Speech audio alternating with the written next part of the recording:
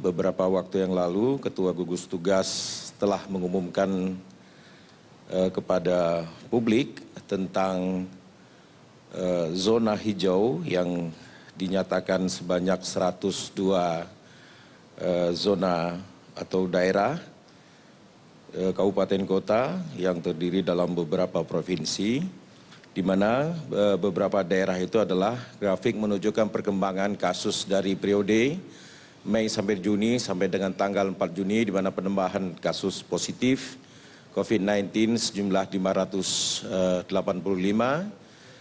dan seterusnya yang nanti secara reguler akan disampaikan oleh juru bicara pemerintah untuk perkembangan kasus setiap harinya.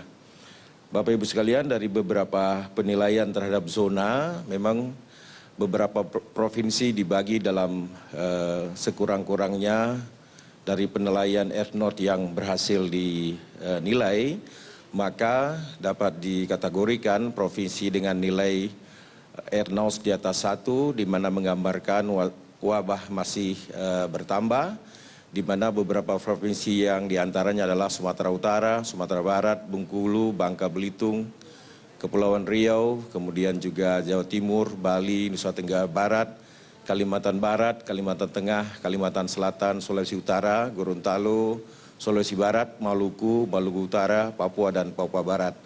Sementara jumlah kasus yang semakin lama semakin menurun tergambar dari Provinsi Aceh, Riau, Sumatera Selatan, Jambi, Lampung, DKI Jakarta, Jawa Barat, Jawa Tengah, Daerah Istimewa Yogyakarta, Banten, Nusa Tenggara Timur, Kalimantan Timur, Kalimantan Utara, Sulawesi Tengah, dan Sulawesi Selatan, serta Sulawesi Tenggara. Beberapa provinsi yang dikategorikan dalam 102 daerah yang dapat dikategorikan belum terdampak, saat ini sedang menuju pelaksanaan yang pedoman masyarakat produktif dan aman COVID-19, di mana beberapa daerah saat ini sedang menyiapkan protokol-protokol mengadopsi dari pedoman-pedoman yang disiapkan oleh pemerintah dari berbagai KL yang kemudian yang sudah di-approve oleh Kementerian Kesehatan, di mana terdapat 102 kabupaten kota yang tidak memiliki atau belum memiliki kasus yang sudah siap menuju pelaksanaan tatanan baru. Kemudian juga terdapat 85 kabupaten kota yang memiliki risiko tinggi atau merah dan 180 kabupaten kota dengan risiko sedang atau berwarna oranye dan 139 kabupaten kota dengan risiko rendah atau kuning. Terhadap daerah-daerah ini ya tetap berlaku pedoman pokok, yaitu prinsip umum pendekatan, di mana kebijakan yang dilaksanakan tetap berdasarkan data terkini dan kesiapan daerah. Oleh karenanya daerah diminta setiap hari atau setiap periodik melakukan evaluasi terhadap data-data yang update dan selalu meningkatkan kesiapan daerahnya. Kemudian juga terus-menerus memperkuat rencana mitigasi untuk transmisi dan penyebaran virus, serta mewaspadai adanya gelombang kedua di tiap-tiap daerah, di mana kadang-kadang data naik dan turun. Ini terus dilakukan perkuatan-perkuatan, kemudian melakukan masif testing, termasuk juga dengan agresif tracking. Juga terus melakukan perlindungan terhadap kelompok-kelompok rentan, penyandang disabilitas, orang tua, perempuan, dan anak-anak. Serta terus menguatkan kebijakan pemerintah daerah yang memperkuat karakteristik tiap-tiap daerah, serta mengampu kepada pelaksanaan atau memperkuat kepada kearifan lokal. Dari beberapa praktek kita ketahui kearifan lokal memegang peranan yang cukup signifikan di dalam menghambat perkembangan virus, seperti kebijakan lokal di tingkat desa, di tingkat RW, RT, dan sebagainya. Terhadap saat ini, pada fase awal di mana kondisi daerah pada saat ini, kita nanti akan melalui beberapa fase, di mana fase awal, fase transisi 1, kemudian fase transisi 2, termasuk kepada nanti seluruhnya kepada fase tatanan baru. Di mana setiap fase memiliki tolok ukur yang akan dicapai oleh setiap pemerintah daerah dalam penerapannya. Oleh karenanya pemerintah daerah yang saat ini sedang mempersiapkan pedoman-pedoman tatanan baru di dalam menjalankan masyarakat produktifnya, terus menerus sekarang sedang menyiapkan persiapan-persiapan ke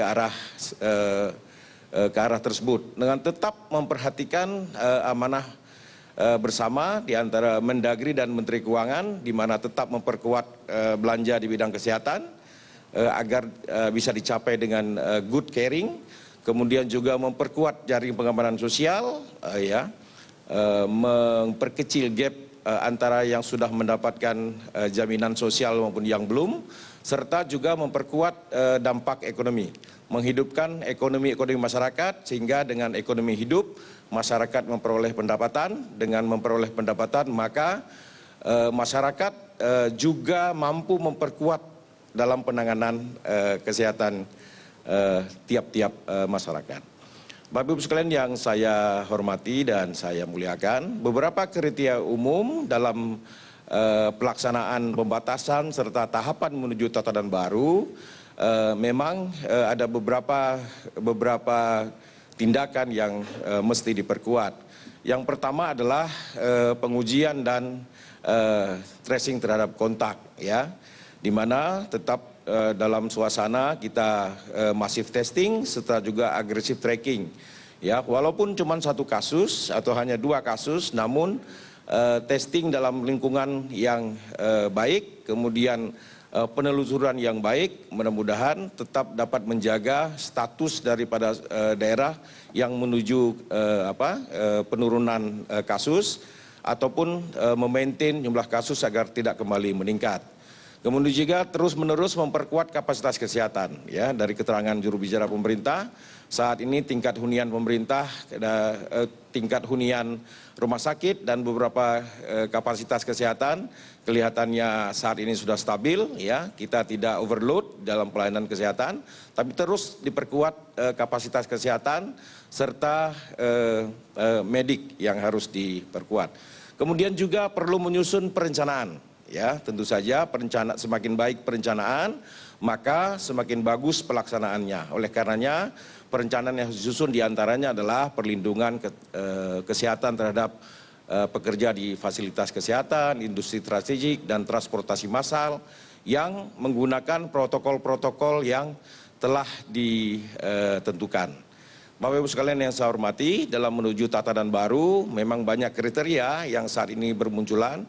Tapi paling tidak pada pokoknya adalah 3 kondisi utama yang harus dinilai sebelum menentukan suatu fase dalam proses tatanan. Sekurang-kurangnya adalah kondisi epidemiologi. Ya, penilaian ini harus dilakukan secara periodik oleh pemerintahan daerah dengan pedoman kepada edaran atau pedoman yang telah ditentukan oleh Kementerian Kesehatan dan gugus tugas nasional. Kemudian juga aspek layanan kesehatan, ini juga terus diperkuat. Kemudian juga aspek-aspek kondisi kesehatan masyarakat. Ini yang harus terus-menerus dinilai dan dievaluasi oleh pemerintah daerah. Bapak Ibu sekalian yang saya hormati, beberapa strategi yang sering ataupun yang dinilai oleh masyarakat dapat memperkuat proses menuju tatanan baru, diantaranya adalah memperkuat strategi komunikasi publik. Nah, ini juga di samping melakukan sosialisasi yang kuat, ya, mengoptimalkan peran rukun tetangga, RW, ya, kemudian juga mengaktifkan gugus tugas di level desa dalam penyebaran informasi dan edukasi, serta sosialisasi yang dilakukan bukan saja oleh pemerintah, tapi juga oleh lembaga swadaya masyarakat, kemudian relawan-relawan.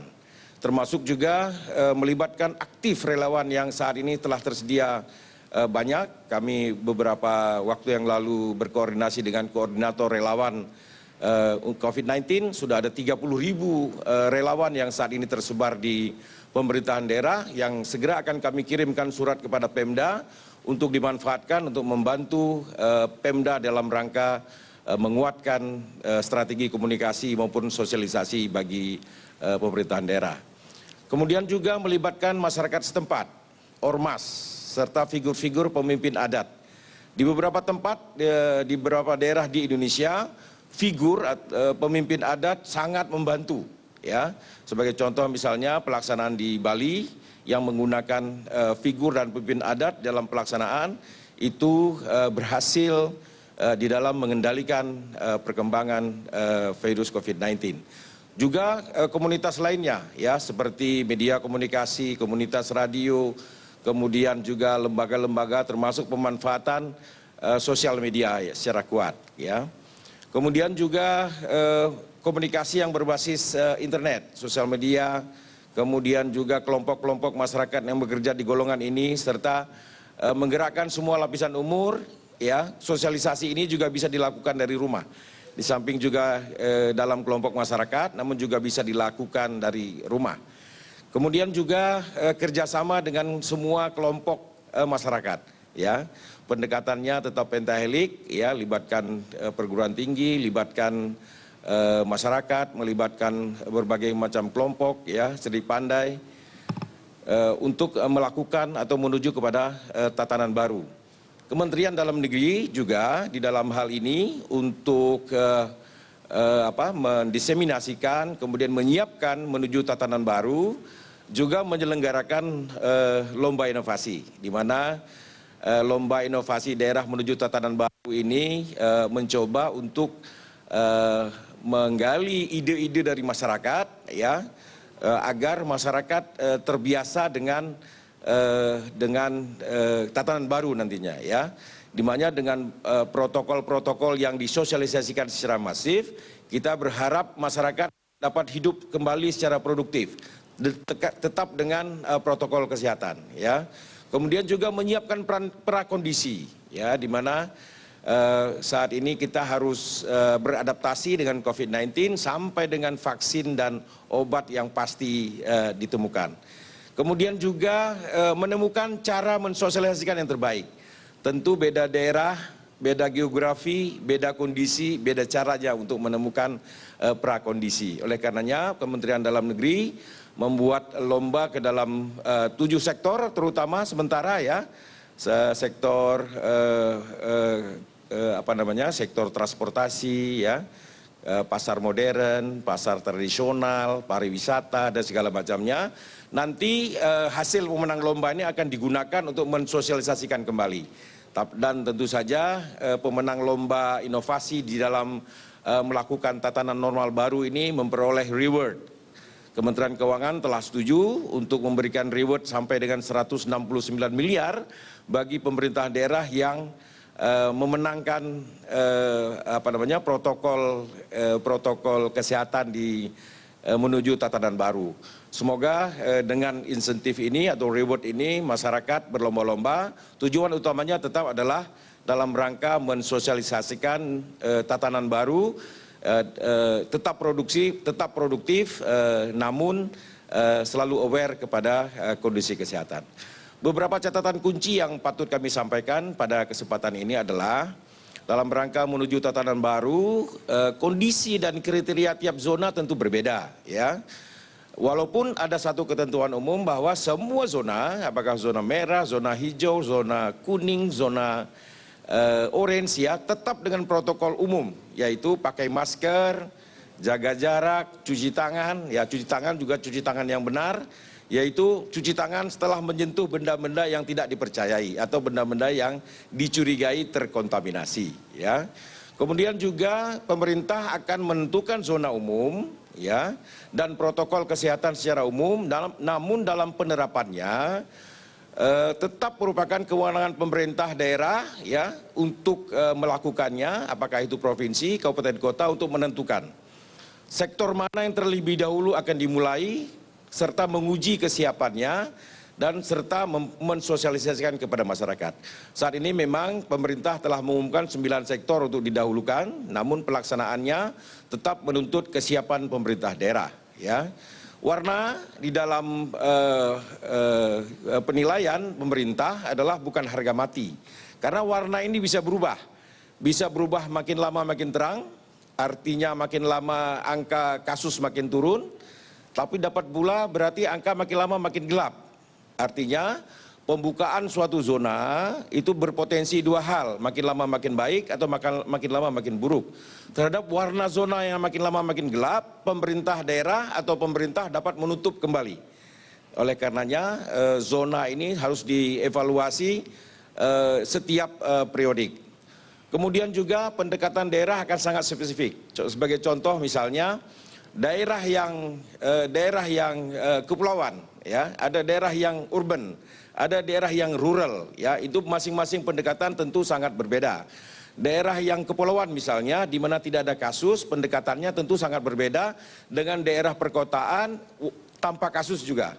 Ya, oleh karenanya pendekatan spesifik ini pemerintah daerah yang paling mengetahui dan lalu menyiapkan protokol yang terbaik dalam rangka memaintain daerah yang hijau tetap hijau.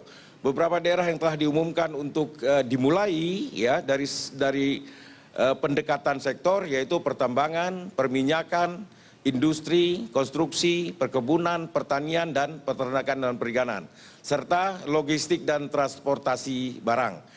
Dalam beberapa hal, transportasi orang diperkenankan dengan protokol kesehatan yang sangat ketat. Dalam beberapa zona juga, dalam zona merah tentu juga diperkenankan dalam beberapa sektor untuk dibuka. Tapi dengan pengurangan volume, ya, atau apakah volume pekerja, kemudian tetap dengan menjaga jarak dan menggunakan masker dengan berpedoman kepada protokol kesehatan yang kuat. Kemudian juga kegiatan sosial di beberapa daerah yang zona hijau juga sudah dimulai, ya, seperti dengan sholat berjamaah dengan tetap memperhatikan pedoman kesehatan yang dikeluarkan oleh Kementerian Kesehatan, dikeluarkan oleh Kementerian Agama dan Majelis Ulama Indonesia maupun Majelis Ulama yang ada di tiap-tiap daerah. Kami kira ini beberapa hal yang dapat kami sampaikan, ya. Tentu koordinasi yang kuat di antara sektor atau yang di antara pihak-pihak yang ada di pemerintahan daerah menjadi kunci dalam rangka menerapkan tatanan baru untuk memulai hidup produktif tapi tetap aman, ya. Juga koordinasi dengan pemerintahan atasnya, karena pemerintahan atas menjadi sistem support bagi pemerintahan di bawahnya, termasuk koordinasi dengan pemerintahan daerah. Dengan koordinasi yang kuat dengan berbagai pihak, dengan pendekatan pentahelik, maka mudah-mudahan pelaksanaan tatanan baru melalui baik pendekatan zona teritori maupun pendekatan sektor dapat kita jalankan dan hidup produktif di era COVID-19 ini bisa kita jalankan dengan sebaik-baiknya. Sekian, terima kasih yang dapat kami sampaikan. Billahi taufiq wal hidayah. Assalamualaikum warahmatullahi wabarakatuh.